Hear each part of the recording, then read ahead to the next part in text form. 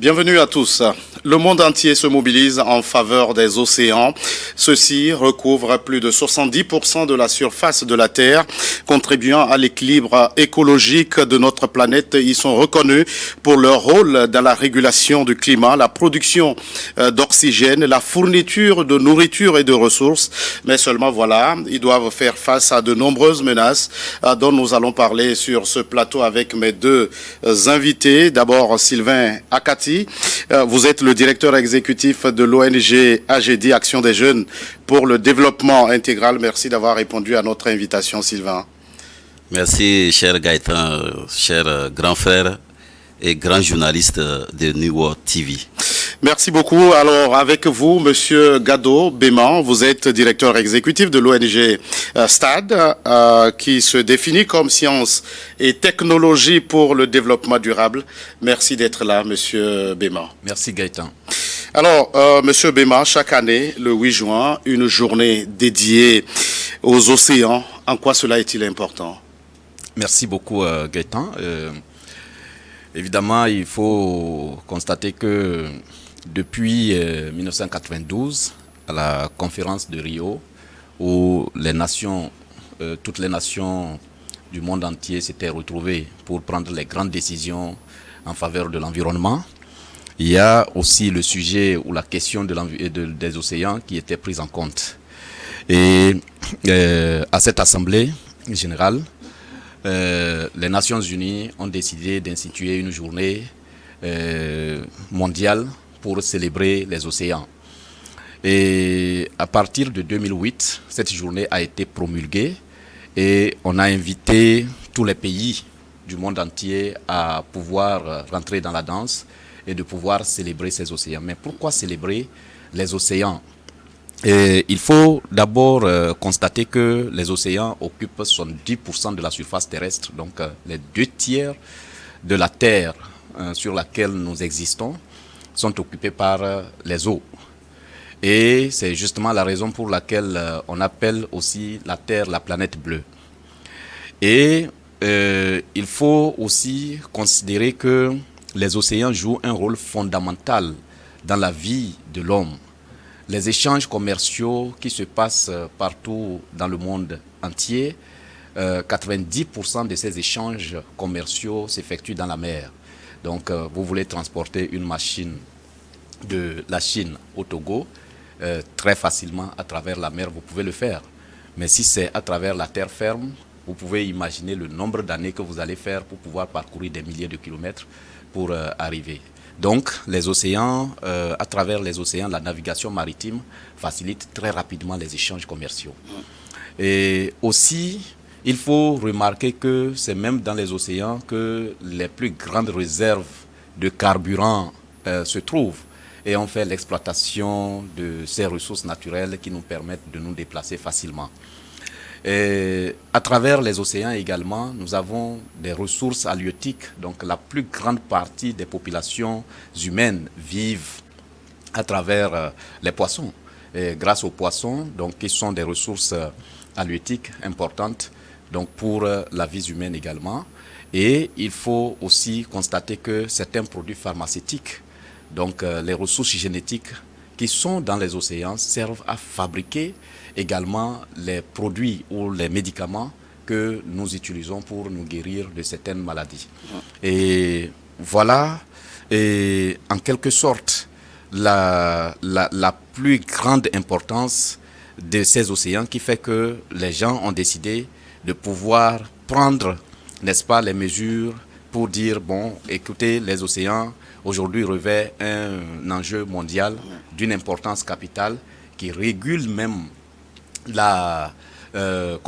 qui régule même le CO2, n'est-ce pas, le CO2 sur la surface et qui permet aussi de réduire les conséquences que nous pourrions avoir sur les changements climatiques, puisque l'océan piège plus de 70% du CO2 émis par la Terre. On l'a compris, toute l'importance des océans. Monsieur Akati, vous qui êtes acteur et promoteur de l'économie bleue, sauvegarder et protéger nos océans, notre survie même en dépend. Merci pour la question. Avant d'arriver là, permettez-moi de marquer une petite minute pour remercier les autorités portières et le Haut Conseil pour la mer qui a permis que nous soyons ici cette journée pour parler de l'océan. Donc merci à eux pour tout ce qu'ils font dans le domaine océanique. Pour revenir à votre question encore, il faut tout d'abord dire que par rapport à ce que mon confrère a dit, on va ajouter tout simplement que aujourd'hui il y a l'érosion côtière chez nous, ça c'est au Togo ça. Donc les côtes ou la mer ou les océans sont vulnérables compte tenu de l'impact des changements climatiques. Donc vous voyez, les océans nous donnent tout. Mais qui peut croire que les gens vivent sous l'eau? Qui peut croire que même certains ont refusé de manger la viande pour dire que c'est le poisson qui est bon pour eux? Donc les protéines. Et aujourd'hui, cette mer-là qui nous donne tout ceci-là, qu'est-ce qu'il faut faire? Regardez la beauté de la mer. Regardez la biodiversité. Avant même de revenir sur votre question de survie, ce que la mer nous donne comme protéines. Et la pêche, aujourd'hui, comment elle est menacée. Donc il faut vraiment célébrer ce qui est plus merveilleux que les océans et les mers aujourd'hui. Par rapport à la question de survie, je peux ajouter tout simplement que plus de 95% des activités humaines productives se déroulent sur la mer. La containerisation dont le collègue a fait cas, c'est une compétitivité mondiale et ça va très vite. Et vous voyez combien de conteneurs arrivent dans nos eaux sous juridiction togolaise chaque jour. Même, vous allez voir qu'il y a beaucoup de navires ou de bateaux en rade dans nos eaux territoriales. Ils ne viennent pas pour décharger sur notre côte ou dans notre port. Ils viennent tout simplement parce qu'il y a une sécurité, une sûreté dans nos eaux. Et donc, vous comprenez déjà ce que les océans peuvent nous apporter en termes de survie au niveau des aspects socio-économiques, au niveau aussi des enjeux environnementaux et j'en passe. Et oui, Monsieur Akati, pour la célébration de l'édition 2025 de cette journée mondiale des océans, le thème retenu, merveille, soutenons ce qui nous soutient. Que faut-il entendre à travers ce thème qui résonne comme un appel? Oui, un appel, véritable appel, parce que quand vous regardez la beauté des océans, quand vous regardez comment c'est très merveilleux, je ne sais pas si il vous est arrivé d'aller à la plage et projeter votre regard vers les océans et voyez comment les vagues se déroulent au niveau océanique. C'est trop beau. Et là, je dis, c'est cette façon de voir aussi que toutes ces activités se passent, que ce soit au niveau de la mer ou au-delà. On va en parler peut-être dans cette émission. Pourquoi les accords BBNJ arrivent à réglementer ce niveau qui n'appartient à personne, mais qui est plus grande que tout. Donc plus de 2/3 de cette partie-là, dans laquelle il y a des ressources marines, et il y a le transport, il y a des espèces génétiques, et il y a tout ce qui nous arrive. Donc ceci voudrait dire que soutenons ce qui nous soutient, je l'ai déjà dit. Ça c'est très important parce que la mer nous donne tout, que ce soit les protéines, que ce soit les minéraux, que ce soit le pétrole, que ce soit les espèces génétiques, que ce soit les ressources halieutiques ou marines, c'est la mer qui nous apporte ça. Et vous faites une belle transition vers l'actualité océanique, on va le dire comme ça. Une soixantaine de chefs d'État et de gouvernement réunis en France pour tenter de rayer la dégradation des océans. Monsieur Bema, la preuve que la question des océans préoccupe la communauté internationale. Bien sûr, la question des océans n'a pas commencé par préoccuper la communauté internationale dès maintenant. Elle a commencé, comme je l'ai dit, dans l'historique depuis 1992. Depuis le sommet de la Terre de Rio. Depuis le sommet de la Terre de Rio. Et depuis ce sommet, il y a plusieurs accords, il y a plusieurs protocoles, conventions et lois qui ont été prises en faveur de la protection des océans et de l'environnement de façon globale. Et aujourd'hui, on a constaté que la menace s'amplifie. La menace, elle est très forte. Et vous avez vu, même dans l'architecture des ODD, donc des objectifs de développement durable, il y a l'ODD 14 qui a été consacré uniquement aux océans. Et ça montre véritablement que le monde entier est en alerte face aux enjeux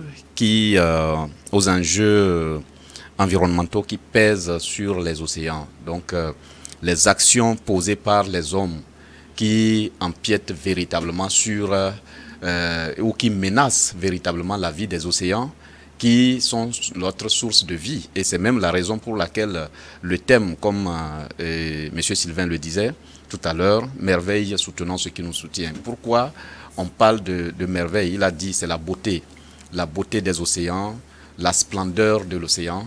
C'est également tout le contenu, toute sa richesse. Voilà, toute sa richesse, donc, dont on a parlé un peu plus haut, qui fait la merveille, qui fait la beauté, et donc qui donne la vie à l'espèce humaine et animale, et même végétale.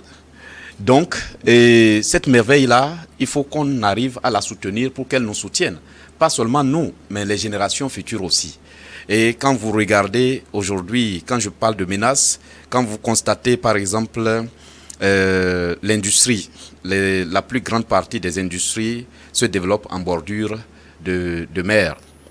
Et ces industries-là, pendant longtemps, ont causé énormément de dégâts aux océans parce que les produits chimiques, la plupart sont déversés dans les océans. Les rejets de déchets de cette production industrielle, la plupart du temps se retrouvent dans les océans. Vous avez de la pêche illicite qui est un handicap sérieux à la vie des écosystèmes. Il y a des gens qui utilisent les produits chimiques pour aller faire tuer les poissons afin de les arrêter. Mais ce n'est pas seulement les poissons qui meurent lorsqu'on pratique ces genres de choses. Et donc, vous avez également aujourd'hui un phénomène très grandissant, la menace de plastique dans les océans. Nous allons revenir sur cette menace. Alors, Monsieur Akati, au cours de ce sommet de la France sur les océans, il y a des propos qui m'ont accroché. Ils sont d'Emmanuel Macron, le président français, qui dit, je cite, « Si la Terre se réchauffe, l'océan, quant à lui, est en ébullition. » Fin de citation. Et c'est d'Emmanuel Macron. Comment vous décrivez la situation ? Cette phrase, c'est une très belle phrase. Moi, je ne crois pas à tout ce qui se passe à ce sommet parce que avant ce sommet, il y avait beaucoup de sommets, comme le collègue l'a dit, en commençant par le sommet de Rio sur la Terre et en venant par l'accord des parties, en venant sur la convention, l'accord des Nations Unies sur le stock des poissons et maintenant l'accord de 2023 sur l'accord BBNJ au-delà de la haute mer. Et maintenant, vous posez la question de savoir comment on décrit. Il a déjà dit, hein, vous voyez, la menace est grande, en commençant par nos pays en voie de développement, les PMA qui est en voie de développement. Donc, quand vous prenez leurs côtes, les côtes sont menacées. Et par exemple, dans notre pays, le Togo, notre côte, la mer avance vers nous de 5 mètres par an. En moyenne. Oui, effectivement. Et il y a la perte des habitations. Comme il a dit, il y a aussi la biodiversité marine. Cette biodiversité marine n'est plus comme avant. Moi, je suis avec plus de 2000 pêcheurs qui vont à la pêche. Avant, quand ils vont à la pêche, 3 jours, ils reviennent avec beaucoup de stock. Aujourd'hui, ils reviennent après 2 semaines, mais il n'y a rien.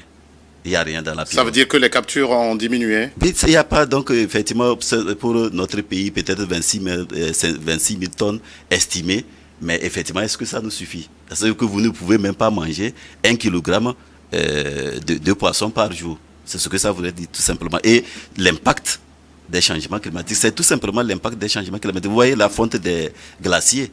dans la mer et vous voyez la chaleur extrême. Ça veut dire que si la Terre se réchauffe comme il a dit, c'est bien dit.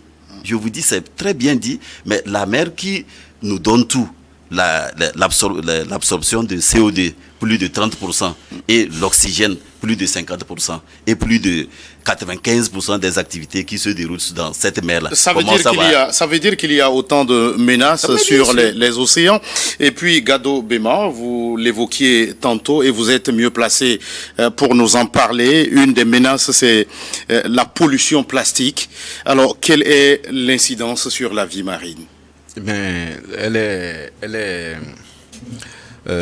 est en mer.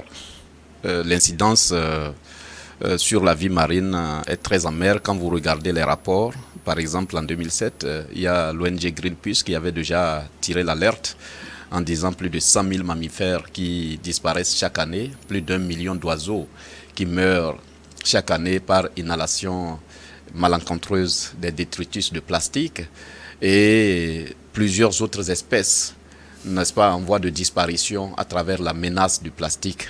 Donc vous avez des nanoplastiques, des microplastiques qui s'incrustent dans les intestins des écosystèmes marins et qui les font disparaître à petit feu.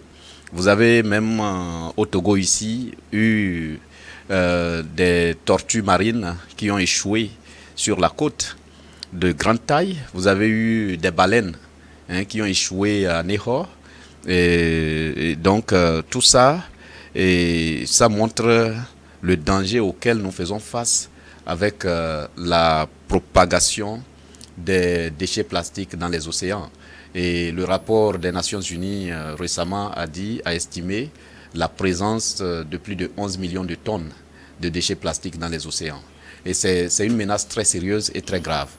Et comme je le dis, les déchets plastiques, quand ils sont sur la terre ferme et soumis à des conditions physico-chimiques, ils font près de 400 ans avant de disparaître.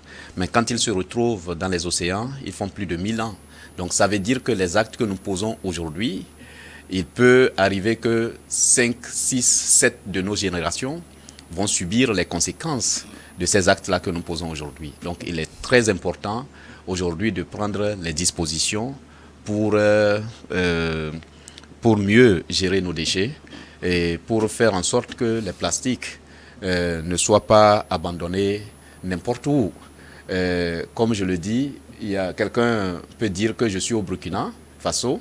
Moi, je n'ai pas de proximité avec les océans. Donc, je peux abandonner mes déchets plastiques comme je veux. Ça n'atteindra pas les océans. Ou soit, moi, mes activités n'impactent pas directement les océans. Mais c'est très faux.